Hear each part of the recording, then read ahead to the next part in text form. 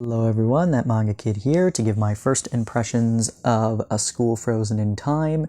This is the art is by Naoshi Arakawa and the story is by Mizuki Tsujimura. This is a vertical release that I believe is 4 volumes long, and I don't know at the time of this filming. I don't think all 4 of them are out, but I could be wrong. So I've read volume 1.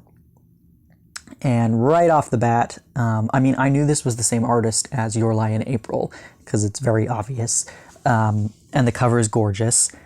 Right off the bat, I noticed that the art is, on the inside, is a bit, like, this looks gorgeous too, this inside color page, but then the, character designs are a bit kind of clunky, I guess. The artwork is a bit clunky, and that's fine.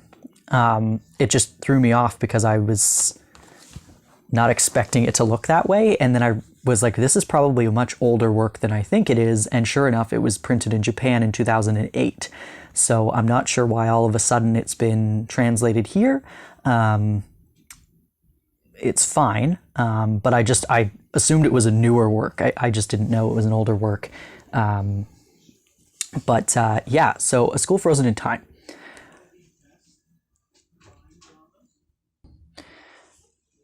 Basically, we follow, I think it's a middle school, though it could be a high school. Honestly, it doesn't really matter anyway. And it's a couple of students, these 2 friends. We know that there is somebody in their class that has killed themselves recently. But that's just kind of spoken about briefly, and it is what it is. And, people are still trying to come to terms with it. But one day, 2 characters, they show up to school and there isn't really anybody else there, and they're very confused. Did we get the date wrong? Because they're not actually school today. Why are there no teachers, students, nothing? And then when they go to try to leave, the doors are locked from the inside. They can't get out. And they're getting really nervous, anxious, and then all of a sudden, they're kind of wandering around, and then all of a sudden other students enter. A few other students enter. And they're like, oh my God, how'd you get in here? They're like, we walked through the door, idiot. And so anyway, they all try to get out, and again, the doors are locked. They're trapped inside. So there's 6 or 8, there's not very many of them, less than 10 anyway. They're all trapped in the school now, and they don't know what's happening, and they notice that the clocks are frozen at the time of day that the classmate killed themselves. And they also realize that they cannot remember the person's name. They can't remember who it was that killed themselves. And this is concerning because it happened recently, and they're like, this is a classmate. This is somebody we've been going to school with for a while. Why can't I remember their name or who they were? And, we slowly start to realize this is like a murder mystery thriller of who is the person who killed themselves among us, one of the people in this group that's trapped here. And how do we figure out who it was? It's pretty eerie. It is gory as well. And obviously, if you are sensitive to topics of suicide, then you might want to steer clear of this one, or just be very prepared going into it. It's a bit choppy, not just the art. The story itself is a little choppy, I'm not going to lie. I didn't have too high expectations or anything like that, but as I was reading it, I was like, okay, this feels like something I've read before, which again is not a bad thing if this is the type of story you really like.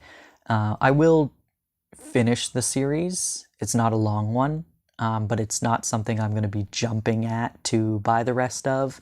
I was hoping it was going to be something that would grip me immediately and I'd want to know what happens next, but honestly, I'm not too rushed to try and get more.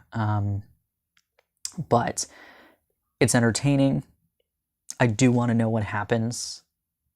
And if this sounds really interesting to you, then by all means, I'm sure you're going to like it.